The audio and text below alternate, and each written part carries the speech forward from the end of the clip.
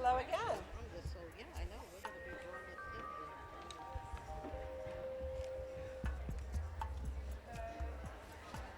Okay, so we're on the live stream.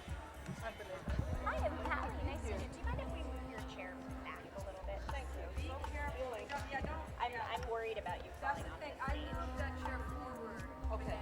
because All if right. that falls. Okay. It's right in the middle, and the thing that I say just before that is see if you don't recognize her in someone you know. And then do you want me to say anything else? Or is it just hard? Index card. I have 140 characters. Liz and I are. Oh, she's back next. Okay. Hi, welcome everybody. Thank you so much for showing up for this. You know, this is a slightly awkward staging situation. We were joking that we have kind of half a stage, which is a metaphor for how women are treated in leadership these days. No, this is not a bitter panel, by the way, okay?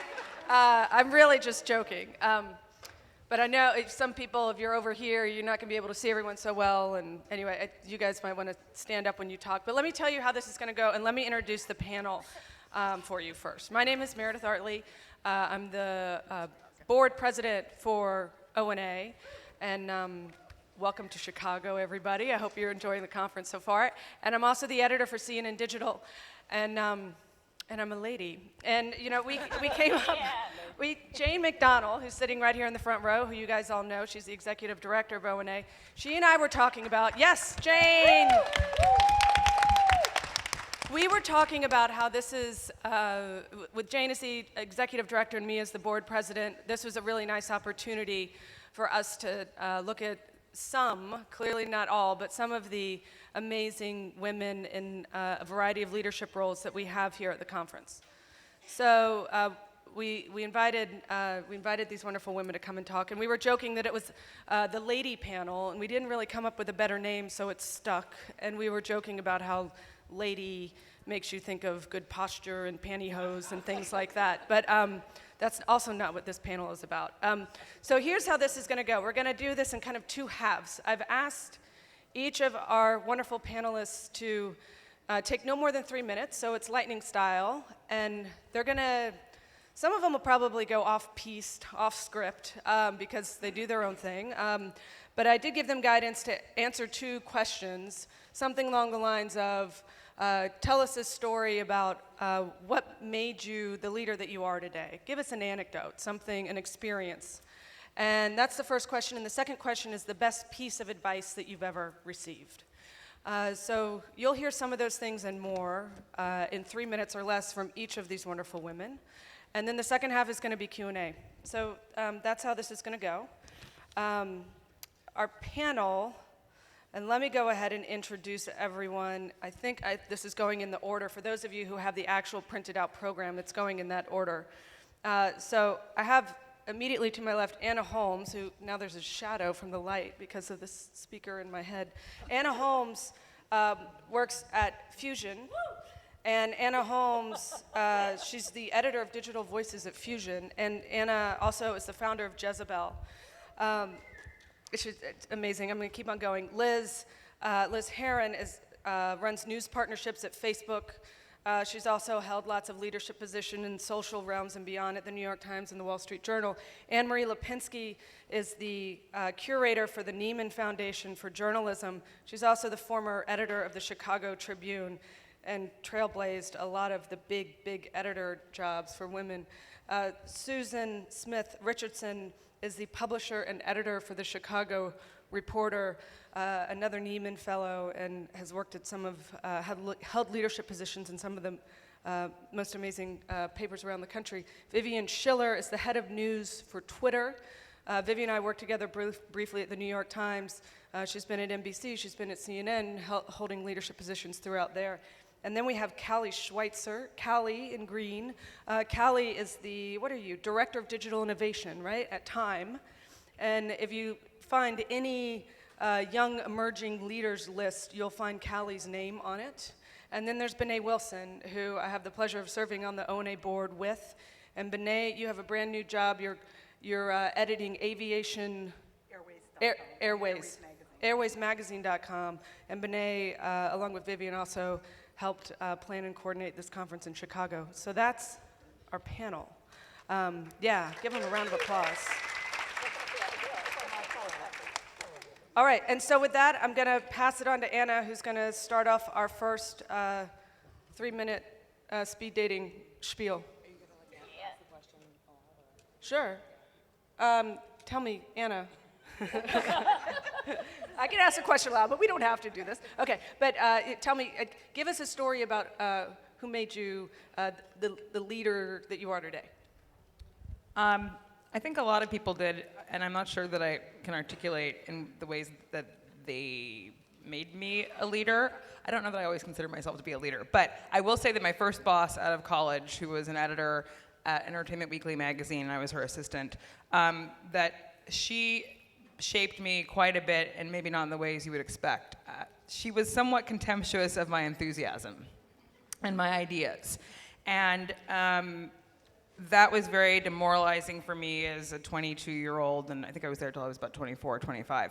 And, you know, some people have more self-confidence than others. I was very insecure, so I felt that her contempt was a reflection of my worth, which it wasn't. But I think that the ways that, well, I decided then and there that if I were ever to be a leader or have a leadership position in media or anywhere else, that I would not try to tamp down or stamp out the enthusiasm or the ideas of the people who worked for me. And I remember thinking that at the time. I couldn't really imagine what leadership position I might be in, but I knew that I would never do that to somebody else. I will say, I think that, you know, at the time I was in my early 20s, she was only in her early 30s. That felt very old to me. Looking back on it, I have a little more sympathy for the position that she was in, because she was working for a large magazine owned by Time Inc. that had an old boys network. All the other top editors were male. They'd all gone to Ivy League colleges. They'd all worked for Time Inc. forever and went out drinking. So she was under a lot of pressure that I couldn't really see at the time. But yeah, I wouldn't be like her. Oh, the best piece of advice I ever got, I actually gave to myself, which was when I was about 28 years old. I had quit a magazine job. I'd quit a job at Glamour magazine to work on a book, and I realized, you know, I don't have voices in my head, but I actually had a voice that said, it's okay to say no. And I started being able to say no to people because I had to work on this book. I couldn't go out to dinner with people. I couldn't take on other freelance assignments. I couldn't talk to my mom on the phone for an hour. I freed myself up to say no to people repeatedly and without apology, which was very, very, very freeing, because I feel women are socialized to always be kind of amenable and gracious and try and take on too much and be there for everybody. And for, you know, once in my life, I got to say no, no, no, no. So that was the best piece of advice I ever got. I think I've yet to learn that piece of advice, but I'm working on it, saying no. So a little story about what shaped me as a leader. You know, it's something that I have been pushing myself to do my whole life. Some of you who know me might be surprised to know that when I was little, I was pretty shy. And that doing something like getting up on this stage, talking to all of you, would have terrified me even a few years ago. So a way that I like to live my life is, you know, a good thing to think about is if something scares you, it's probably worth doing. And I've done that over and over and over again. And I think it's really pushed me to take risks and sometimes fail, sometimes they don't work out, but you know, I've gotten to where I am today because I'm constantly trying to push myself out of my comfort zone. Whenever I feel like I'm getting a little too comfortable in something, I'm gonna try to shake things up. Most recently by leaving many jobs in the media industry, which were very, very similar despite all their tiny differences, and moving to Facebook, which is a very different environment and has a steep learning curve for me, but has been an amazing experience. So just trying to notice what I am terrified by and take those cues as something, it might be something I want to do. And in terms of advice, the best piece of advice I have gotten is to always negotiate.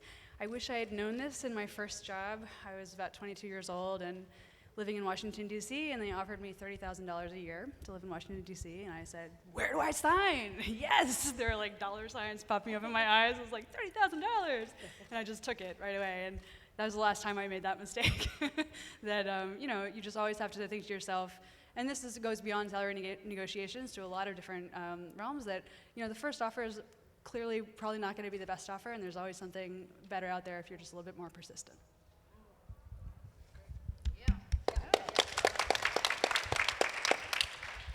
So Meredith said that some of us may go off script, which is to say I went on script. I have a lot to say about this, so I had to write it down to limit myself. And this is more about training myself to say yes, as someone who used to say no a lot.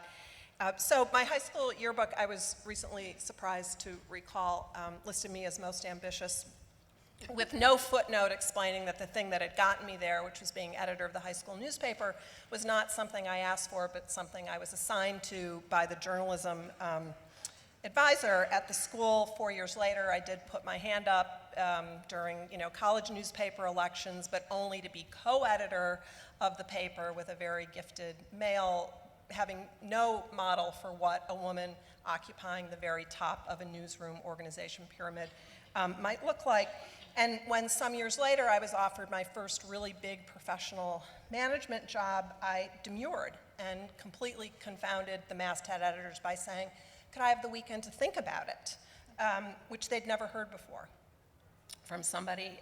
And so here's a story I told myself when I did those things. The story was that I loved reporting and that I didn't want to give that up.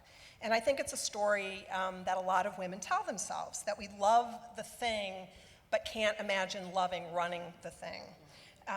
Because it's a story that I would then go on to hear many times from women who I would offer promotions to, and something I very, very rarely heard from men. Some women meant it, but more often I learned it's something else. It's a fear of raising our hands because it's not an act that we may have seen routinely rewarded before. And when it is rewarded, we don't really have a lot of examples of women who came before us that, to light the way. So last month, my daughter and I, she said, let's go to the movies, and she wanted to see What If. It's this meet-cute confection starring Daniel Radcliffe and Zoe Kazan. And in this 1-minute clip I want to show, Kazan's character, a very talented animator, perfectly captures this tension that I'd felt through much of my career. See if you don't recognize some people you know in her. Hang on a second. Seriously, Josh, this is where we're doing it? With the wood? Because I think it might be cleaner someplace else. You're blocking the shot, so. Oh, sorry. Keep going, Josh. Douche. It is total bullshit that Josh got the project manager job over you. Everyone knows the whole thing is your design, and now Josh is acting like it's all his. It's like sexism or something. Our boss is a woman. I am so pissed that I gave Josh a hojo after the Christmas party. In your defense, it is kind of your annual tradition to give one of our coworkers a handsy for Christmas. Listen, guys, Holly offered me the promotion first. I turned it down. What? Why? Because I like being an animator.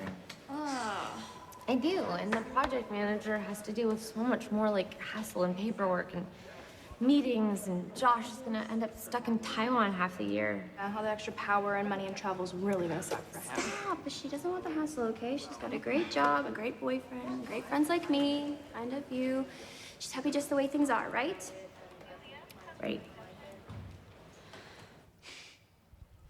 So that was me at her age, not the holiday party part, but the talented worker bee just happy to have, a home in the hive. And why do so many of us think of ourselves as somebody to be managed and not to manage? One reason I think is because managers talk a lot, maybe too much, and maybe I've done this, about the burdens of leadership, and so little about the joys. But what time and my daughter have taught me is how intensely and deeply gratifying the work could be, all of the work. And when I learned to acclaim that out loud, I got better. That saying yes to running something that creates the conditions for others to do great journalism is also doing great journalism. That journalism and mothering have been like water and oxygen for me, and that it's a modern cruelty that we create conditions that ask people to choose between those, and that acknowledging these twin passions to your colleagues out loud can humanize a leader and create new levels of trust, that saying yes to the possibilities is good. So What If ends as romantic comedies must end. Our gifted animator gets the boy and the overseas promotion. And as for advice, I would tell her what a hardworking immigrant mother and grandmother here in Chicago once told me on a no good, very bad day where everything seemed to be going wrong. She said, "It's okay, you'll make a lot of mistakes, but you'll make them all out of love."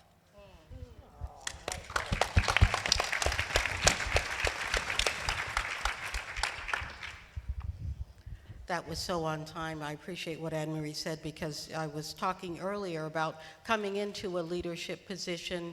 I've been at the Chicago Reporter for a year, and there have been many, many challenges, many great things, but it's more than a notion to step into leadership, and sometimes we forget to celebrate the fact that we're in that position in the first place and have the ability to influence and affect people's lives in great ways.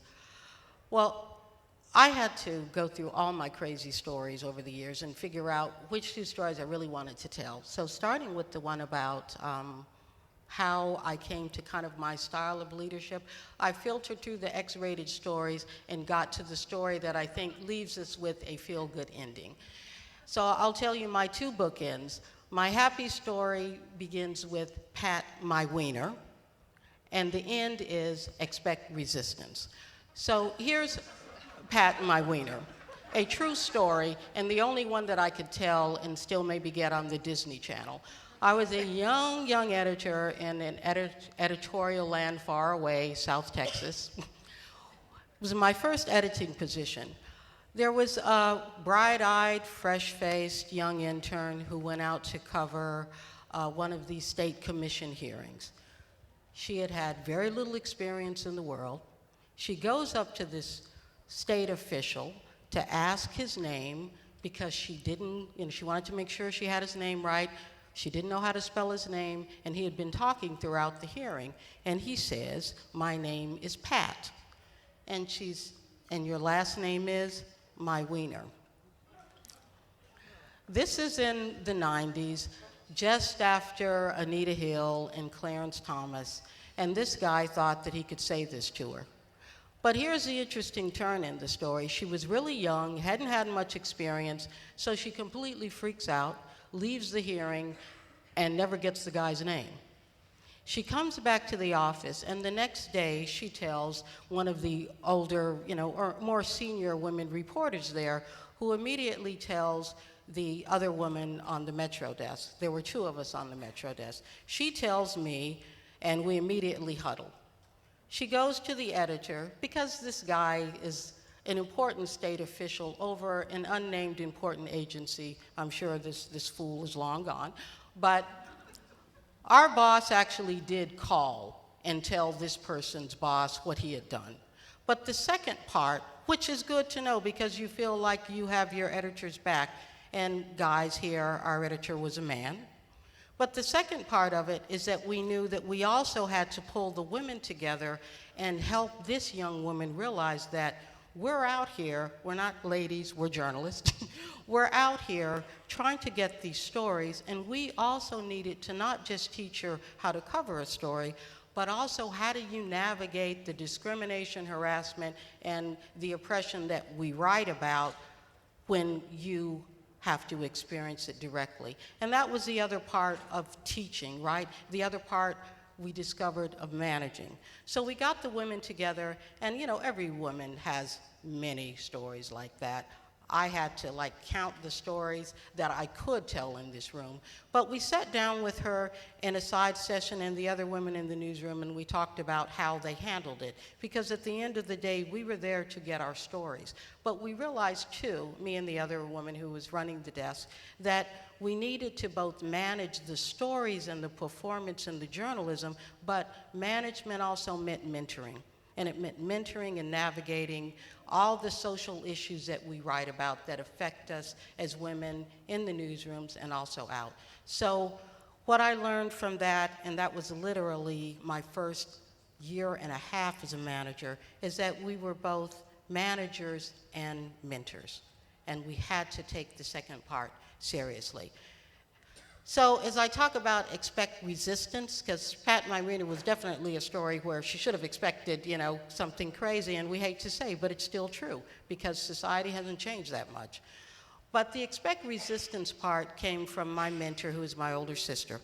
I was lucky, and I wrote this in the Neiman Reports piece, to have a sister who you don't want to mess with. And this sister, as a journalist, was someone who actually had to cover the Klan when she was in Waco, Texas, which is kind of interesting because you might suspect that my sister is also African American. She was very popular and well received at the rally, but, and was probably the story. But the advice she gave me, because she'd been in the business, you know, long before I knew really what I wanted to do. I was a single mom coming out of activism, trying to figure out what I was going to do to make a decent living and support a kid. My sister was out there kind of pioneering in journalism. So she told me when I said, yes, this is really what I want to do, because I can talk about the issues I care about and have an impact. And she said, okay, girlfriend, expect resistance, based on both gender, race, and all of the other isms and ICs that we talk about. So I think that really resonates for me, because I go back to that crazy story with the Texas official and look at how this young woman responded, because we're all blindsided when these things happen to us, but we need to build a community within newsrooms that help young women and young people of color as well navigate this. This is the other side of our profession. And I was fortunate that I had a sister who said, expect it, be prepared, and don't be surprised. In fact, you're happy and surprised when it doesn't happen.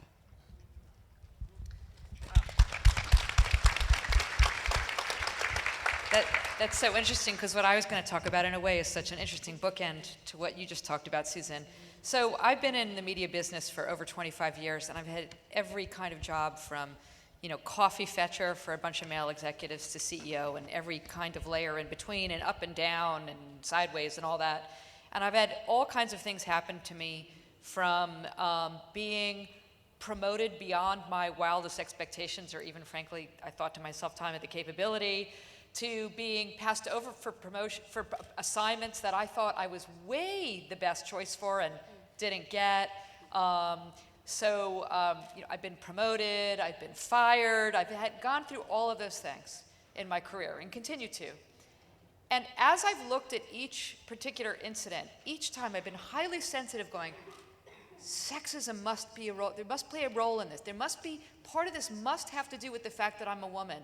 But I have to say, in my 25 years, not once in any of those things, from the good to the bad, have I found, and I've been looking, and I know it's out there. I know, I've heard the stories. I have not found one time where I felt like whatever's happened to me, including and up to and getting fired, had anything to do with the fact that I was a woman.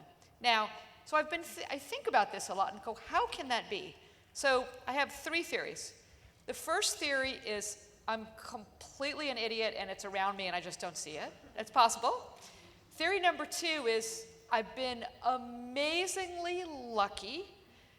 But theory number three is the one that I choose to, I think I have been lucky, but theory number three is I have been incredibly blessed in not everyone, but most of the places I've been to have extraordinary female mentors.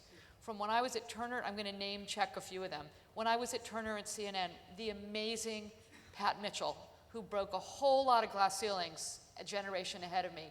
To the New York Times, to Janet Robinson, who's the person that said, I'm making you head of nytimes.com, to which I said, you know, I don't really know digital very well. She goes, you'll be fine, you'll be fine. To Pat Philly-Crushell at NBC, who was just an extraordinary leader. To now the women that I work with who are, you know, for the first time I'm going into a job where my bosses are younger than I am. And, but you know what? They have so much to teach me too. They bring such amazing new, fresh points of view.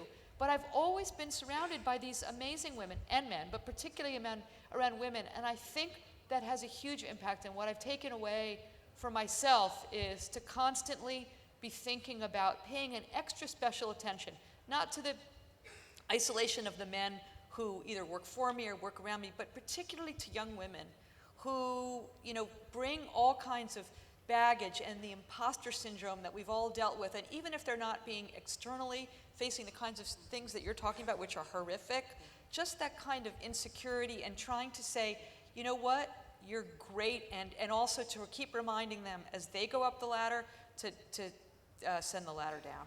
So that's what I want. And I have one other very important public service to mention, because we're ladies and we're talking about things like clothes. Okay, this is not Twitter gear. Everybody keeps thinking, I've seen tweets going like, where's that, can I get a Twitter dress? It's a sticker. On top of a J. Jill dress, if you have to know. Because we also share our clothing and shoe tips, so.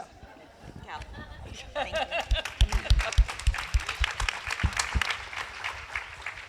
I want to start out by saying how heartened I am to see men in this room because I think, yeah, Jeff Jarvis doing the fist pump. Yeah, because I think that while we're women talking about these issues, they're leadership issues. They're totally gender neutral. So my leadership story actually comes from last year's O&A, where I actually had a total breakthrough moment. Andrew Fitzgerald and I were having dinner. He works at Twitter with Vivian on the news team. And we were having dinner, and I was telling him how I had just gotten to Time about a month before, and I was coming off of 2 jobs, one at Talking Points Memo and one at Vox Media, where I was a team of 1. Me. And my success and my performance was entirely based on my personal output.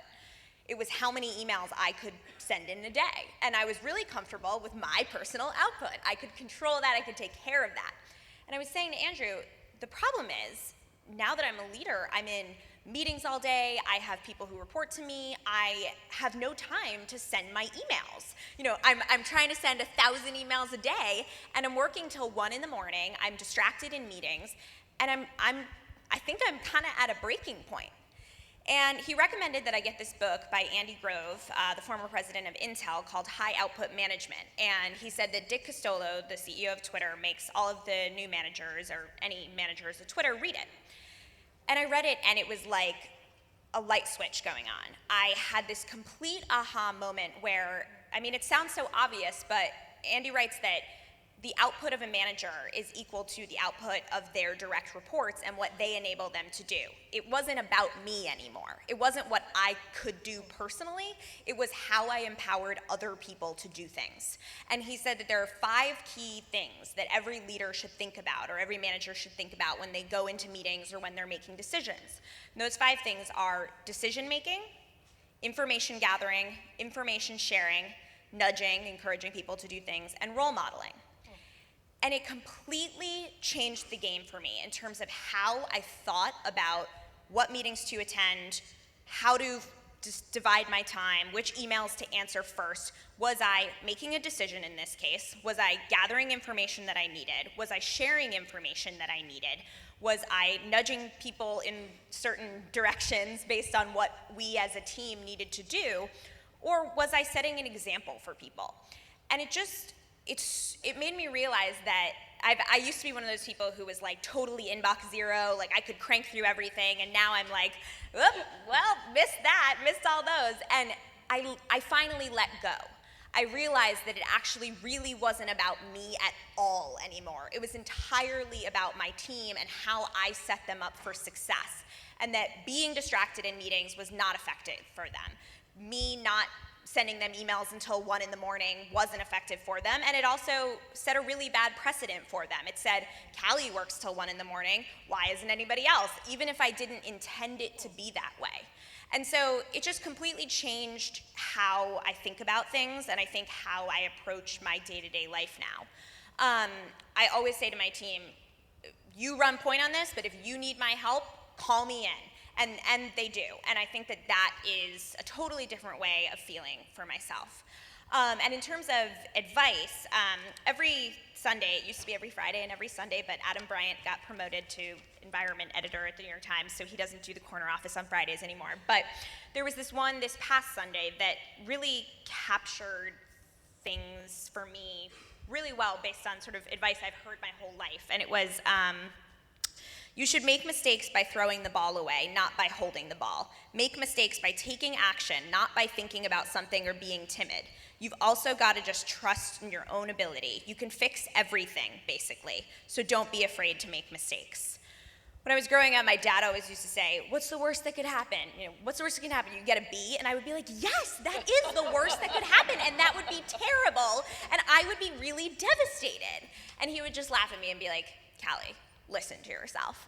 And I think that I try to think that way. What is the worst that could happen? If I throw the ball away and nobody catches it, it's going to be okay. I can get up and do it again.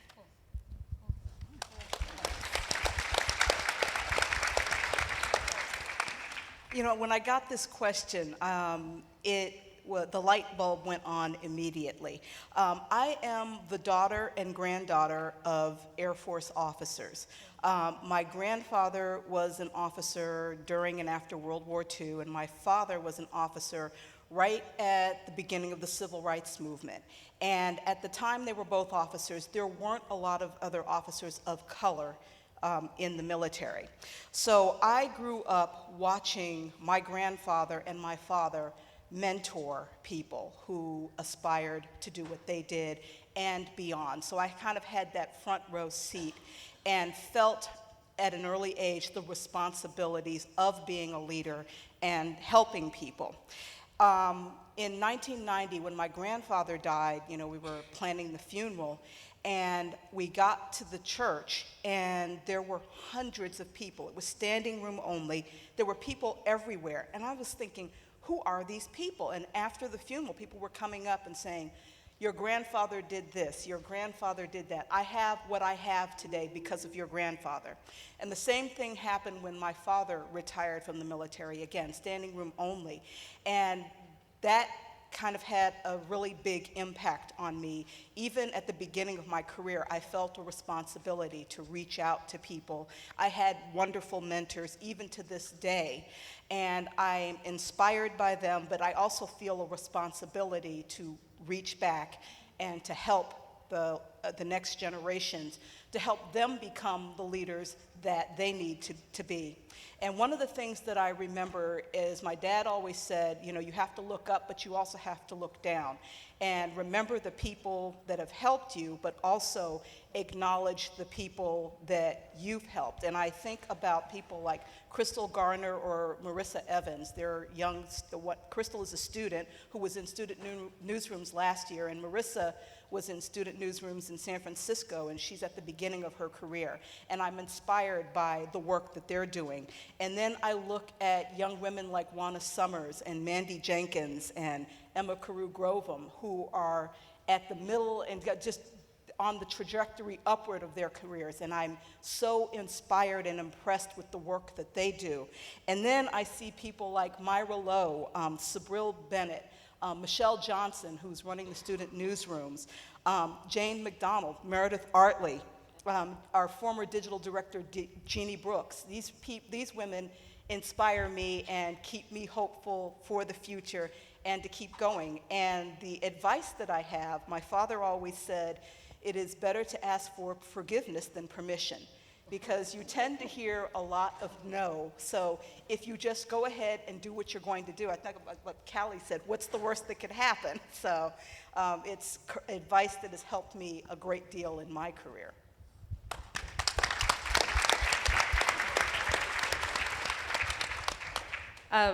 Thank you all. That was just fantastic. And as I have been saying earlier, this is part of the conference I've been personally most looking forward to. So thank you all for attending too. Let's take questions. Any questions? We got one for starters. Hi. Hi. I want to begin by saying thank you. That this session has been among the most inspiring, illuminating of all at ONA, and I appreciate your honesty and your candor. It's lovely. My question to you is the difference between mentoring and sponsorship, and the whole idea that men network and they help each other, not only with advice but get jobs, put in a good word to an employer. Can you talk, and women don't always do that, can you talk at all about any experience you've had with sponsoring another woman? Helping another woman get a job, making that phone call, helping advance their career in a tangible way. Who wants to take that? Go for it, Callie. There's a young woman named Caitlin Grasso who's a student at UPenn Wharton.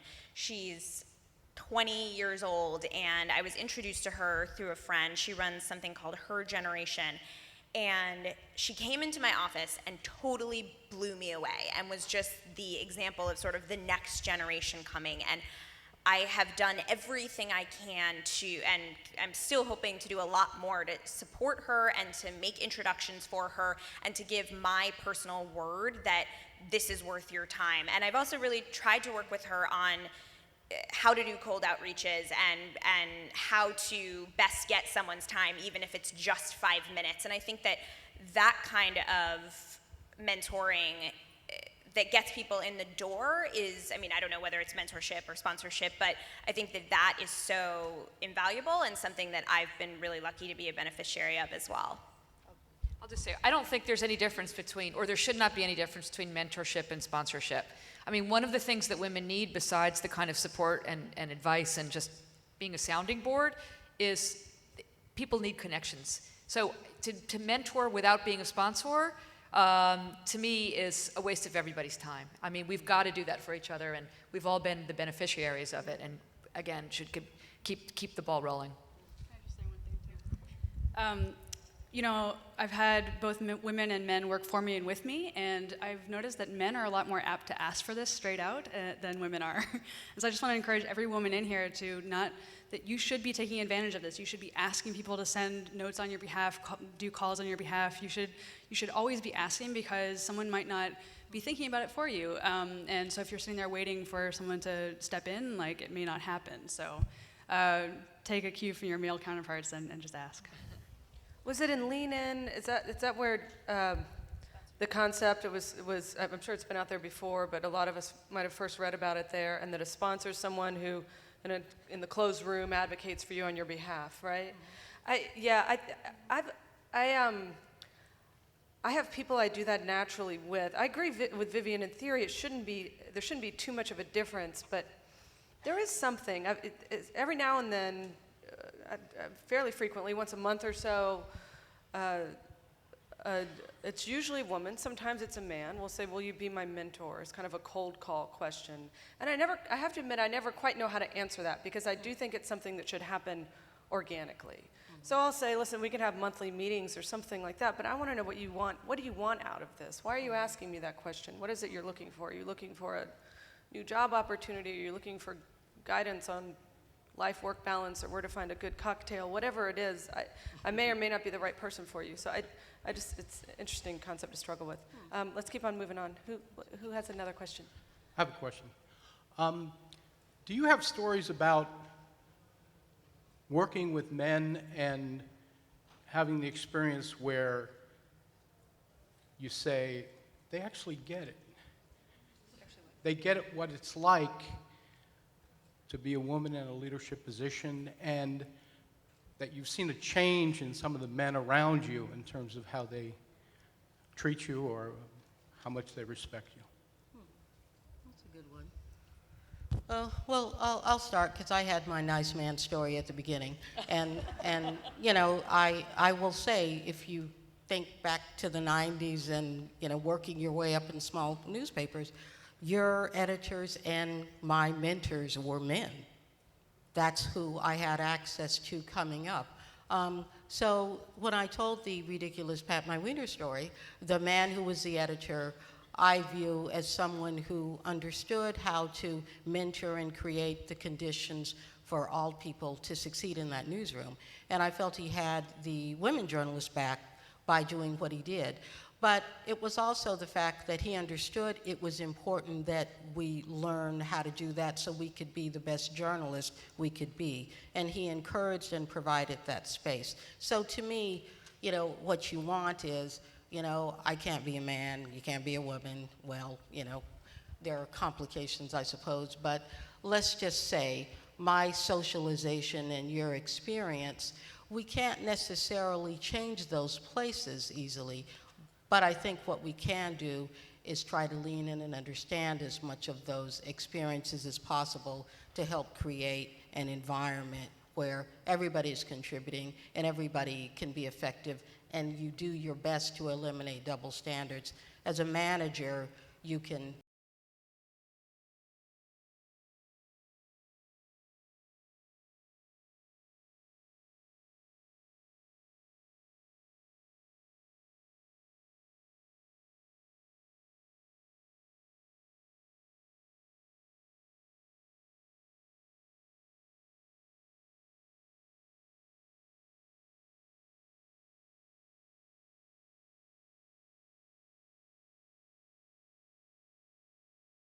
on myself, you know,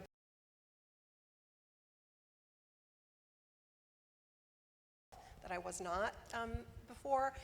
And so I think probably all of us have had, I mean, you can't get to this point in your career where you haven't had, qualified men with whom you've worked.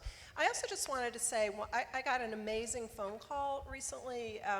So the Neiman Foundation just published this issue of Neiman Reports called Where Are the Women, which documents a very serious precipitous decline in women at the very highest levels of journalism organizations. And I got an amazing phone call from an editor of a significant newspaper who said to me, I've just finished reading every word of this story. I've distributed it to the senior women in my newsroom, and I would really love your help on how I can think about this and how we can do better. He said, this feels like risky territory for me to talk about out loud in my newsroom. And I sure could use some advice. And I thought that was incredible. He's very senior, he's well into his career, he's managed a lot of things successfully, but was able to acknowledge that he needed help with this. And I said, the first thing you do is talk like this to your staff. It's okay to say those things, and more than okay, it's a good thing. I'll say one thing, which is that I think that the male leaders that I encountered when I was younger didn't get it. I didn't think they were forced to. It wasn't an environment in which it was a prerequisite. I feel like that's changing now. So the men I know nowadays who get it tend to be my peers. They don't tend to be my bosses as much. I will say that I've had a number of male bosses, however, who helped me cultivate leadership skills by getting out of my way, which is great. I don't mean that I was bulldozing over them, but they kind of let me do what I wanted and make the mistakes I needed to make and didn't micromanage, and that was a great vote of confidence. I'll just say quickly one more thing.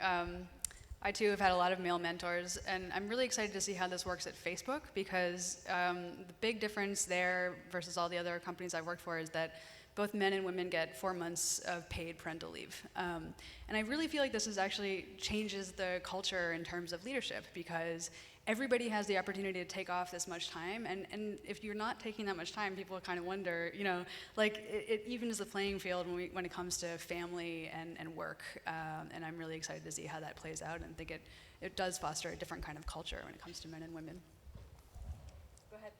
Hi, Brooke Van Dam, and I'm a journalism professor, and I obviously have a lot of women who want to be great journalists, and I find that their perception of what their career could be is very self-censored. And I'm particularly interested in what you were talking about just now in terms of the top tiers. We sort of don't see female leaders, and maybe they're there, but they themselves don't see that. And also there's a tendency for them to want to write still in very female or feminine-driven topics. They don't see themselves as maybe the national security reporter or something. So I wondered, as a professor, beyond just constantly encouraging them, specific things that you think that we could do to maybe encourage these young journalists who are very eager but maybe don't see themselves in these great roles that they can possess if they go after it. I'd like to tackle that one. I am an aviation journalist. I've been one for 22 years, and for the longest time, I was the only female, and I was the only person of any color covering aviation exclusively. And, my sister is a police officer, another male-dominated industry.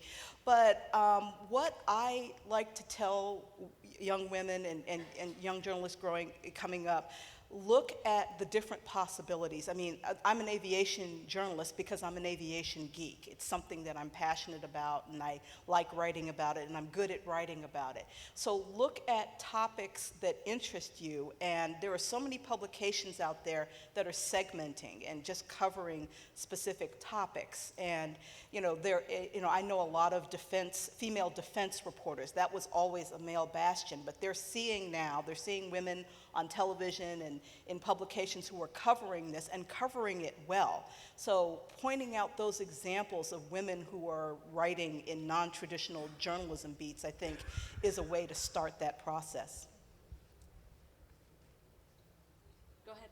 Hi, I'm on the other hand, I'm a senior in college, so I was wondering, I mean, each one of you have done amazing, amazing your career paths. And yes, we as passionate women journalists who I aspire to be, we get a lot of, it's challenging to go to the big names because the big names as Time, the New York Times, they're the ones that reach internationally. But I have professors all the time who tell me, no, well, if you want to do good reporting, you have to start in the middle of nowhere in Oklahoma. No offense to anyone who is from Oklahoma. But that's what they tell me all the time. I'm like, no, I mean, I'm from Mexico. I want to reach out internationally. What are some advice to overcome those challenges and those little bumps that they tell you have to start like all the way in the bottom, and then in 20 years you'll be up there when basically all of you, I mean, we have. I can start with taking this one, because Kelly and I. So I think that's really outdated advice. You do not have to go work in Oklahoma at a small newspaper to 20 years get to the New York Times. What you need to do is go work for a digital news organization where that's smaller and more nimble, and where you can have a bigger voice and make your mark. You also need to take really strong advantage of social media. You know, use your Facebook page publicly. You should tweet. You should, get to this community of other journalists and readers who's going to notice you. It doesn't matter where you work, as long as you're given a platform to do good work and you're learning something. But yeah, I definitely don't think you need to be in Oklahoma for 20 years to make it these days. I would also say you don't have to do anything ever.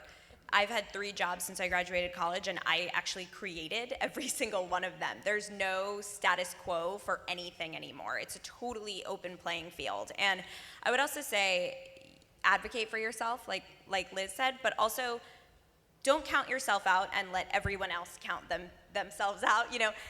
You can't focus or control on what other people can do, but I get and see plenty of job applications for jobs at Time that say, I'm applying for the Wall Street Journal because, you do the best that you can do and reach for what you want, and I think that everything else falls in place. I had a kind of non-traditional career. I did not do general media. I was always in trade publications. So I went to school in Washington, D.C., and I had 2 job offers, one in Alaska and one in Washington, D.C. So it's like, okay, let me think about this. But it was all with most of my career has been with trade publications. I never had to go to the small town. I never worked for the small newspaper or the small magazine. I worked for industry-specific targeted publications. So that's a way to not have to start in Oklahoma. No offense, Oklahoma. Can I say one quick thing about that before we answer the next one? Because now I feel I have to defend Oklahoma and Texas. In defense of Oklahoma, we're Oklahoma people, okay? And Texas in defense. But no, I hear your point. When I was listening to you, I thought, my gosh, and then I listened to my mates here, I'm like, yeah, that's a very old school model, which was sadly my model, was very old school. So I started at a community newspaper, and I was right outside of Houston and thought I could go to the Houston Chronicle. In those days, for some of us, that was going to be the route. But yes, I just want to emphasize, first, Oklahoma's not bad, too. Texas is not bad, but that is a really old model. Thank you. I'll tell him when I get back on Monday. Go ahead. Hello, I'm Mariana Santos, and I am founder of Chicas Poderosas, which is a movement to empower women in technology newsrooms. Thank you so much.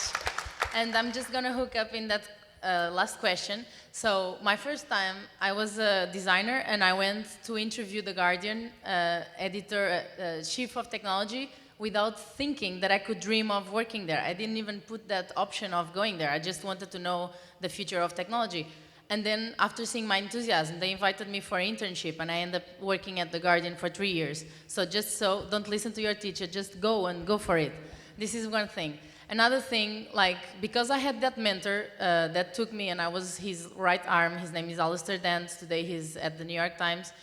He was my mentor, my sponsor, my brother, my everything. I was alone in London, I'm Portuguese, and he was all over opening up the stage for me and not telling me how to do things, but just guiding me and not micromanaging me. And I think he launched my career because I had him.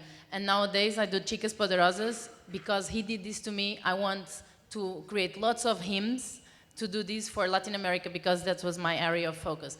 My question now is, and now I'm a leader, I'm interactive director with Anna Holmes at Fusion, and now this time of the year I am a JSK fellow as well, and together with some of the fellows at Stanford, we talk about young women being leaders, and we feeling a little bit responsible and sometimes guilty if we do well or if we succeed, or if we want to deliver great quality stuff and then we are said to be very bossy and like wanting everything our way, you know, and if a boy does like, or a man behaves in such way, he's seen as bold, amazing, enthusiastic, optimistic, you know, the same characteristics I sometimes feel that being a woman makes me like, should I feel shy or should I hide my qualities or, you know, like I have this feeling and it's not just me, it's some female colleagues of mine. Why is this? I know this is the context we live in, but it's something we bring within us. I'm super like, come on girls, we can do as well as the boys, so why am I feeling this, you know? If you have that answer, I don't know.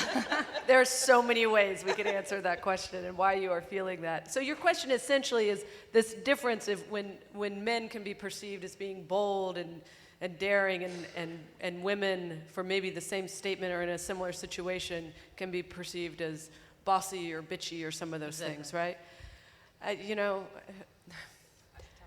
I just want to say a word about the imposter syndrome, which isn't, I don't know if that's exactly your question, but it is an insidious, infectious disease among women. And I see it at every generation, any age. I mean, we all, I shouldn't speak for all of you, I still have it. I mean, there's no point in your career where you can achieve so much that you still don't sort of have those moments when you're like, wait, what do they figure out? I don't know what I'm doing. I mean, and I guess men don't have that gene, or they don't. Do you think men don't have that? Is that never like? Most of the men I know don't have that.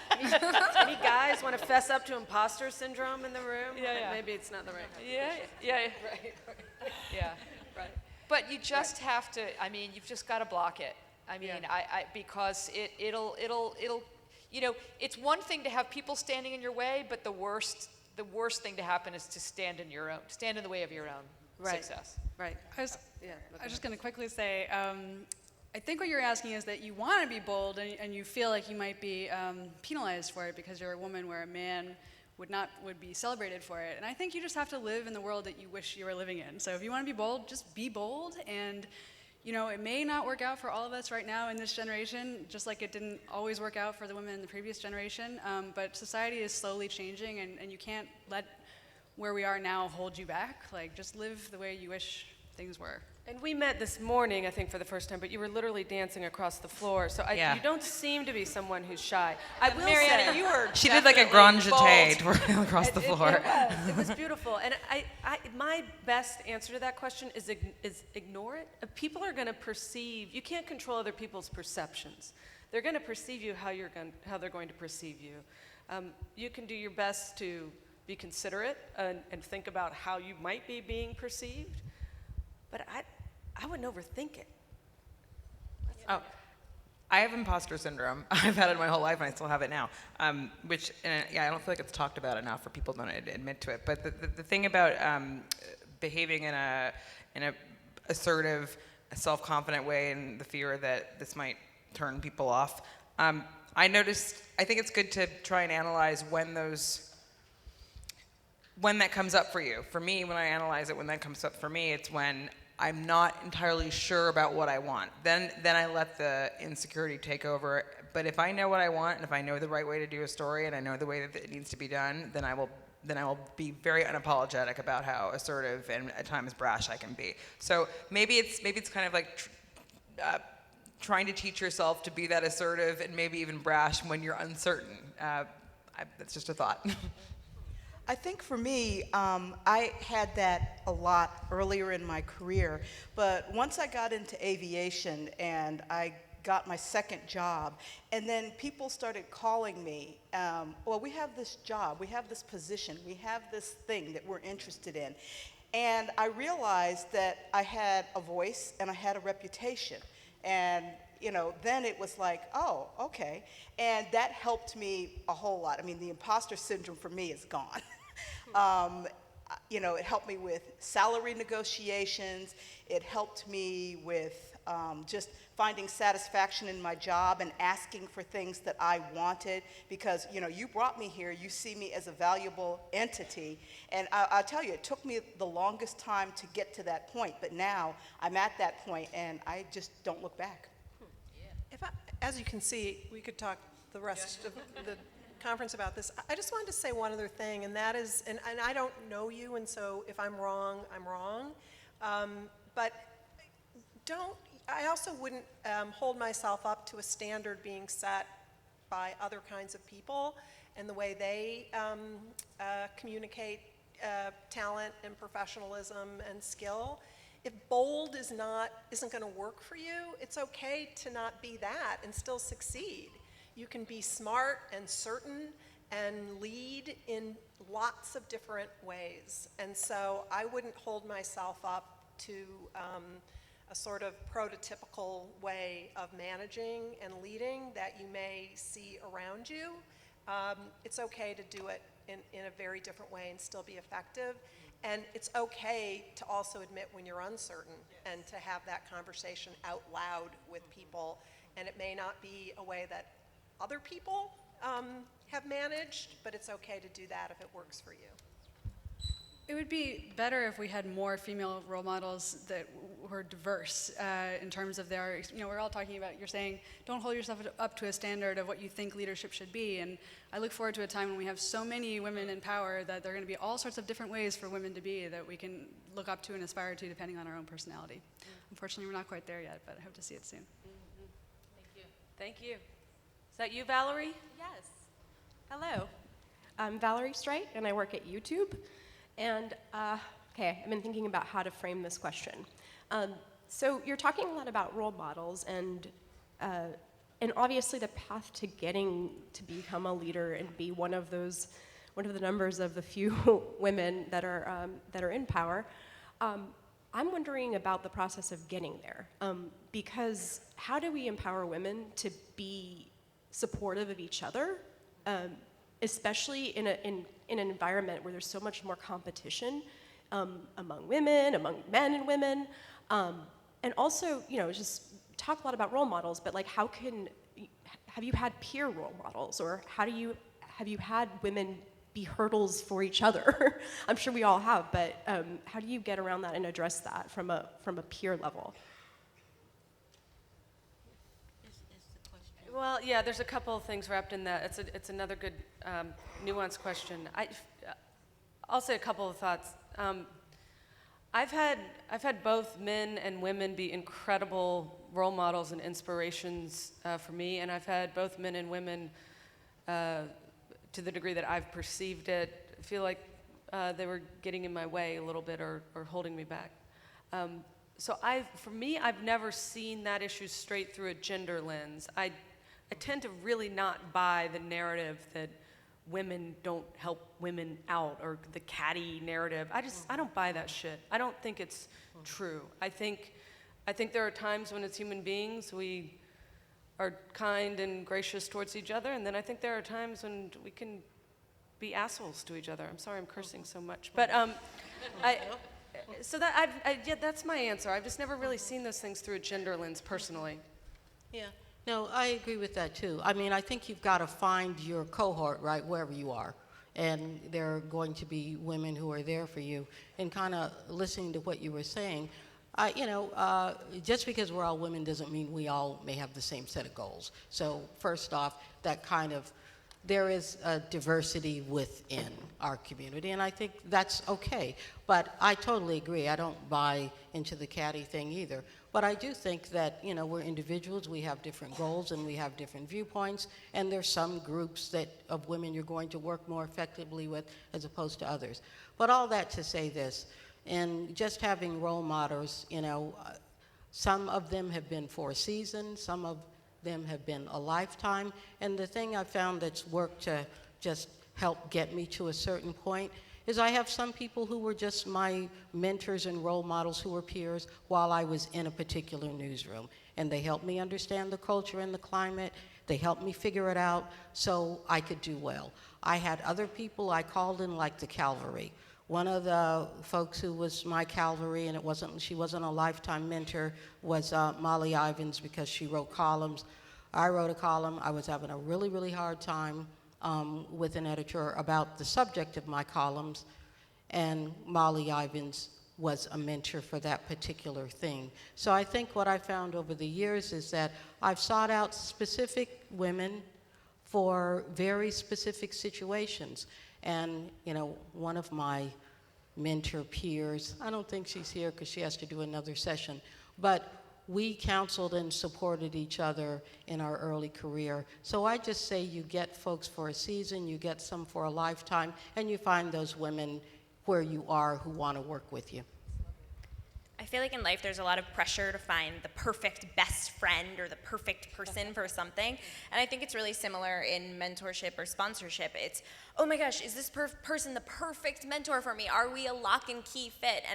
And I totally agree with what Susan is saying about the idea that it's like having a council of advisors, just having a group of people. There are certain people you go to talk about X. There are certain people you go to talk about Y. And I think, to your point about sort of the cattiness, I totally agree with Meredith. I dispel that notion. But I think a lot about psychology of scarcity and psychology of abundance, and the idea of some people live their life thinking that there's not enough for everyone to go around, and that if somebody else gets something, then I don't get anything. And I prefer to think about everything through the psychology of abundance. If this person is succeeding, we're all succeeding. And I think that somebody once said, you can get anything done, you can get anything you want done in life as long as you don't care who gets the credit. And I think that that's a really good way to think within organizations. Is it's not about one person doing something, it's about what the entire team can do, and trying to foster that culture. Somebody was saying something earlier where I thought it's just as simple as saying like, oh, that was a team effort or something like that, where you adjust people's thinking and one word tweak can change a complete mentality. Yeah, I think that's what I was kind of getting at, is how you foster that environment, not the cattiness, but actually more like along what you're talking about, where it's more of a flatter organization. Okay, Valerie, thank you for your question. It's 3:30 and a few seconds past, I think.